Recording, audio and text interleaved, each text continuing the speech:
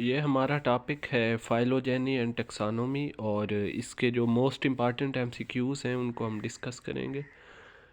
इसमें सबसे पहले हमारे पास number of extant animal phyla, यानी वो एनिमल फाइला जो कि अभी लिविंग हैं या जो अभी एक्सटेंट हैं, उनकी तादाद कितनी है, 34, 35, 36 या 37। तो इसका करेक्ट आंसर है 36।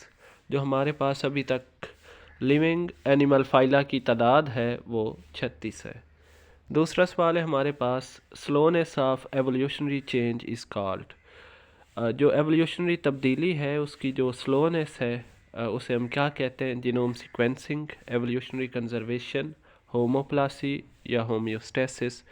तो स्लोनेस ऑफ एवोल्यूशनरी चेंज जो है उसे हम कहते हैं एवोल्यूशनरी कंजर्वेशन।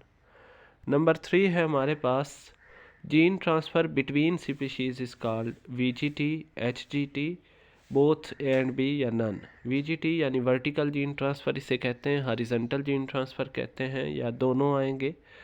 तो जीन्स का ऐसा ट्रांसफ़र जो एक स्पीशीज़ से उसके ऑफस्प्रिंग में होता है उसे हम वर्टिकल जीन ट्रांसफ़र कहते हैं।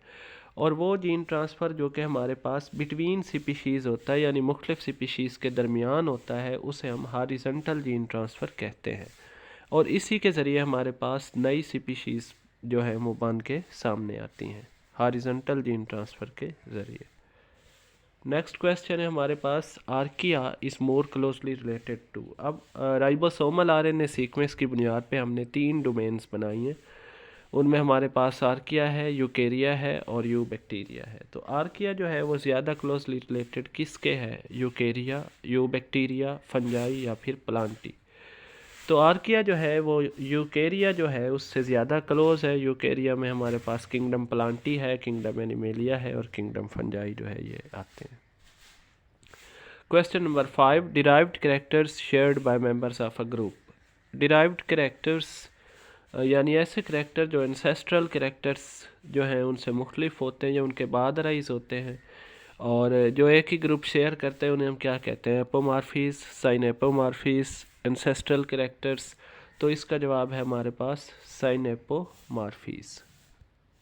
नेक्स्ट हमारे पास क्वेश्चन नंबर 6 है, group sharing a derived character will be called. हम जब भी ये फाइलोजेनेटिक्स को स्टडी करते हैं, एवोल्यूशनरी हिस्ट्री को, तो उसमें हम 2 ग्रुप बनाते हैं। एक ग्रुप हमारा आउट ग्रुप होता है, एक स्टडी ग्रुप होता है। तो ऐसा ग्रुप जो कि डिराइव्ड कैरेक्टर को शेयर कर रहा होता है उसे हम क्या कहते हैं? आउट ग्रुप कहते हैं, स्टडी ग्रुप कहते हैं, क्लैड कहते हैं, या इसमें आएगा बोथ बी एंड सी। तो जो हमारा ऐसा ग्रुप है जो डिराइव्ड कैरेक्टर को शेयर कर रहा है वो हमारे पास स्टडी ग्रुप भी कहलाता है और वो क्लैड भी कहलाता है। तो डी ऑप्शन जो है वो यहाँ पे करेक्ट है, यानी both B and C. Number 7 है, resemblances that result from animals adopting under similar evolutionary pressures. ऐसी सिमिलैरिटीज़ जानवरों में जो एक जैसी एवोल्यूशनरी प्रेशर्स के नतीजे में बनती हैं उन्हें हम क्या कहेंगे? Divergent evolution, convergent evolution, homologous structures या फिर बायो एक्यूमुलेशन। तो इसका जवाब है कन्वर्जेंट एवोल्यूशन। क्वेश्चन नंबर 8 है हमारे पास, group containing most recent common ancestor and all its descendants. ऐसा ग्रुप जिसमें मोस्ट रिसेंट कॉमन एंसेस्टर और उसके तमाम के तमाम ऑफस्प्रिंग या डिसेंडेंट्स मौजूद होते हैं उसे हम क्या कहते हैं? मोनोफाइलेटिक, पॉलीफाइलेटिक, पैराफाइलेटिक या डायलैक्टिकल। तो हमारे पास ऐसा ग्रुप जो है वो मोनोफाइलेटिक होता है जिसमें हमें एंसेस्टर का भी पता होता है और उसके जो तमाम डिसेंडेंट्स हैं उसका भी। बाकी ये जो दोनों ग्रुप्स हैं पॉलीफाइलेटिक, पैराफाइलेटिक, ये हमारे पास इनमें इनसफिशेंट नॉलेज होता है हमारा ग्रुप के बारे में। पॉलीफाइलेटिक के बारे में हमारे पास जो एंसेस्टर हैं उनके बारे में कंप्लीट नॉलेज नहीं होता। और पैराफाइलेटिक के केस में हमारे पास जो डिसेंडेंट्स हैं उनमें से कुछ का हमें पता होता है, कुछ के बारे में हमारे पास इल्म नहीं होता या इन्फॉर्मेशन नहीं होती। क्वेश्चन नंबर 9 है हमारे पास, क्रिप्टोमाइकोटा वाज डिस्कवर्ड इन। क्रिप्टोमाइकोटा को कब डिस्कवर किया गया? 2009 में, 2010 में, 2011 में या 2012 में। अब क्रिप्टोमाइकोटा जो है इसे 2011 में डिस्कवर किया गया था और इससे हमारे पास जो डोमेन यूकेरिया है उसकी एक ब्रांच के तौर पे फ़िलहाल जो है इसे रिप्रेजेंट किया जाता है जब हम ये एवोल्यूशनरी ट्री वगैरह बनाते हैं। ये एक ऐसा ग्रुप है जो फंजाई से जो है वो मिलता जुलता है। ये डिफरेंट तरह की फंजाई भी हो सकती है, एक अलग से ग्रुप भी हो सकता है। अभी इस पे जो है साइंटिस्ट जो है वो रिसर्च या तहकीक वगैरह इस पे जारी है। नेक्स्ट है हमारे पास uniform arrangement of sensory structures throughout the body is found in dash symmetry. Uniform arrangement जो होती है सेंसरी स्ट्रक्चर्स की, वो किस तरह की जो है किस तरह की सिमेट्री में हमारे पास होती है? Radial symmetry, bilateral symmetry, sponges या ए सिमेट्री। तो यूनिफॉर्म अरेंजमेंट जो होती है सेंसरी स्ट्रक्चर्स की, वो हमारे पास रेडियल सिमेट्री में हमें नज़र आती है। नेक्स्ट है हमारे पास इसमें question number 11। In Ctenophora radial symmetry is dash function, primary, secondary, quaternary या टर्शरी। अब टीनोफोरा जो है ये हमारे पास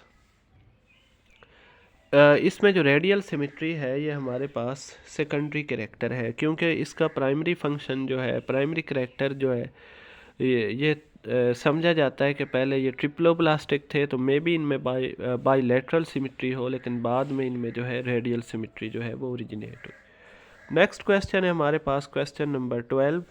इसमें है trochophore larva is present in. Trochophore larva किस में मौजूद होता है? प्रोटोस्टोम्स में, ड्यूटीरोस्टोम्स में, फिश में या फिर एम्फीबियंस में।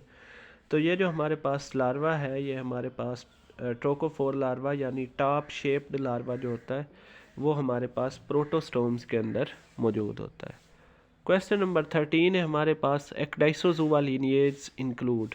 एक्डाइसोजुआ ऐसी लीनिएज है जो प्रोटोस्टोम्स में हमें नज़र आती है, और प्रोटोस्टोम्स में से भी वो ग्रुप जिनमें एक्डाइसिस या मोल्टिंग का प्रोसेस होता है। तो इसमें हमारे पास कौन से ग्रुप आ सकते हैं? Nematodes, arthropods, both and B या नन। तो इसमें ये दोनों ग्रुप आते हैं। इसमें नीमाटोड्स भी आते हैं इसके अंदर, आर्थ्रोपोड्स भी आते हैं। नेक्स्ट है हमारे पास क्वेश्चन नंबर 14। क्वेश्चन नंबर 14 में हमारे पास है cleavage in which mitotic spindle is oriented obliquely to zygote axis is called। ऐसी क्लीवेज जिसमें जो माइटोटिक स्पिंडल है वो उसकी पोजीशन जो है वो ओब्लीक होती है ज़ाइगोट एक्सिस के लिहाज से, उस क्लीवेज को हम क्या कहते हैं? स्पाइरल, रेडियल, डिटर्मिनेट या बोथ ए एंड सी। तो ये जो क्लीवेज होती है जिसमें जो माइटोटिक स्पिंडल है वो ज़ाइगोट एक्सिस के ओब्लीकली प्लेस्ड होता है, वो हमारे पास स्पाइरल भी होती है और जो है उसे हम डिटर्मिनेट भी कहते हैं। तो इसमें ये ऑप्शन आएगा बोथ ए एंड सी। और ये प्रोटोस्टोम्स जो हैं उनमें इस तरह की क्लीवेज पाई जाती है। हमारे पास लास्ट क्वेश्चन है question number 15। Segmentation is present in. Segmentation जो है एनिलिड्स में होती है, आर्थ्रोपोड्स में होती है, कार्डेट्स में होती है, या ये सारे ऑप्शंस आएंगे। तो सेगमेंटेशन हमारे पास एनिलिड्स में भी होती है, आर्थ्रोपोड्स में भी होती है, कार्डेट्स में भी होती है और बाकी सारे जानवरों में भी होती है। तो इसमें